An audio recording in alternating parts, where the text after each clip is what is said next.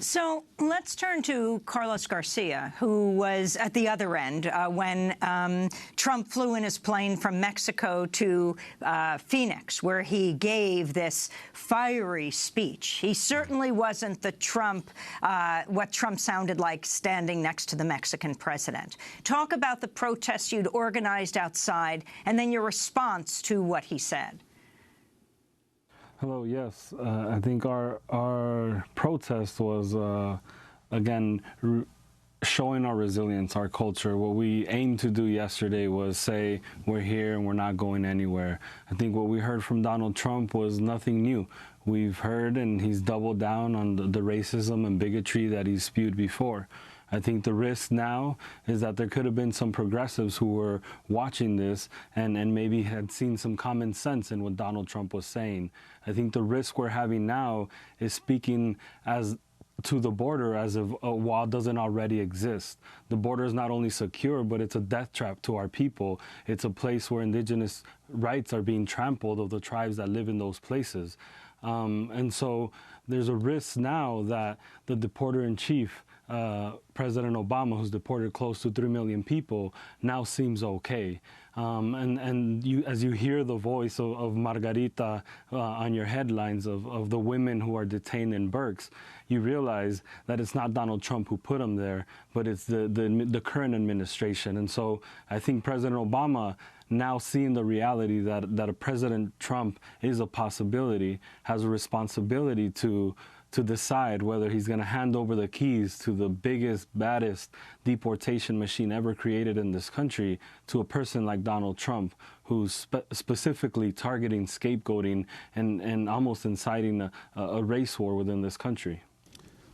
Carlos, I wanted to ask you, in terms of some of the stuff that Trump said, first of all, if you could comment on the warm-up speakers, especially Joe Arpaio, because Joe Arpaio, there was Rudy Giuliani who spoke, Jeff Sessions. Before them, Joe Arpaio was on the stage, and he, of course, represents to millions of Latinos across the country the worst aspects of American policy at the local level, but also to Trump's vow to immediately end the executive orders of President Obama for both the Dreamers as well as for their parents. Yes. So once again, what Trump was saying is a reality for us here in Arizona.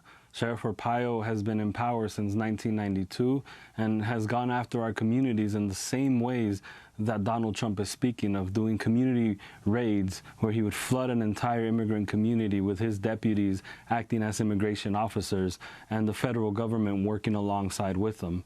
I think SB 1070 has, in the state of Arizona, continues to be legalized racial profiling. We continue to live in the conditions that Trump is putting out there. I think there is the possibility that things could be worse. There's the possibility that Donald Trump comes in, takes away the deferred action, some of the small gains that were made by the immigrant rights movement. But I think, like we showed in our protests yesterday, we're not going to allow that to happen. We're here, we're strong, we're organizing. Our culture will prevail against this hatred. And also in the headlines you heard, there's a city ID that passed in the city of Phoenix, the first pro-migrant positive policy that we've seen in my lifetime in the state of Arizona. And so as Trump seems to be rising, we're fighting and pushing to end Arpaio's reign of terror, like we've ended Russell Pierce, Jan Brewer, and the bigots before them. Now, Trump also vowed that he would bring back the Secure Communities program of the federal government, the 287G program, that he would also cut off federal funds to any city that declares itself a sanctuary city for undocumented immigrants. I mean, the litany of changes that he has vowed to institute if he becomes president, I found astonishing last night.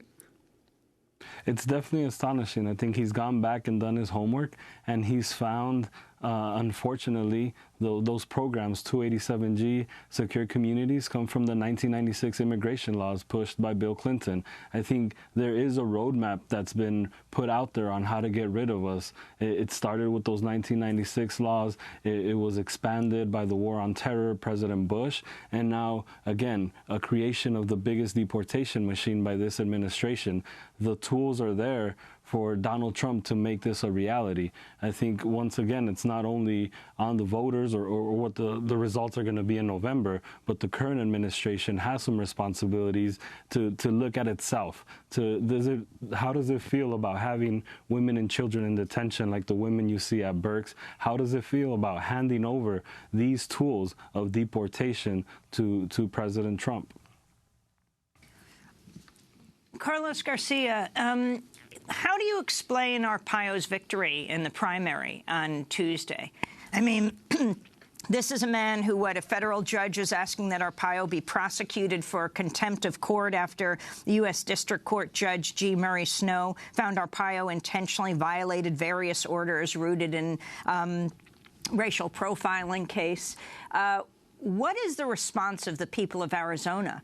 And also this big push right now where you have anchors across Spanish media who usually compete with each other, all together in a major ad campaign, pushing Latinos to vote, trying to get 100,000 votes, people signed up by Election Day.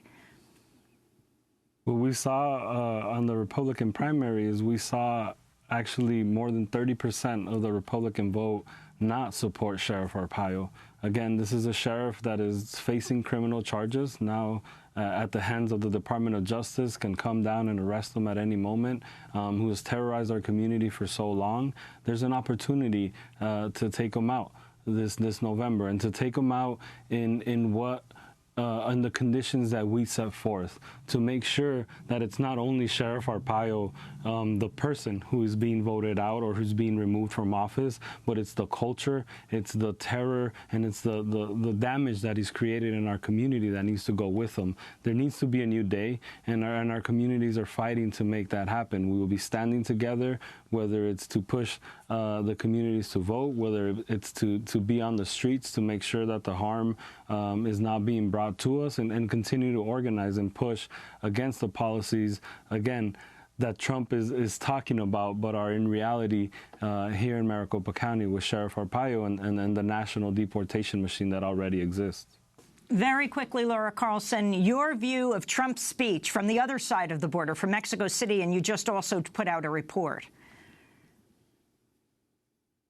Trump gave a speech that seemed to reconcile some of his views by praising, over-the-top praise for Mexicans, but he didn't change a single one of his positions, all of which are not only offensive to Mexico, but they're disastrous to Mexico in economic terms, and they're disastrous to the United States. And when he went back to Arizona, he began and ended his speech with illegal alien criminals, and painted a picture as if all crime in the United States were the responsibility of undocumented migrants to the United States. So we're seeing this increase in this manipulation of fear and hatred in this campaign, and Peña Nieto offered Trump the opportunity to give a veneer of legitimacy to these views when he received him here in Mexico City. And that will go down in history as a dark day in Mexico.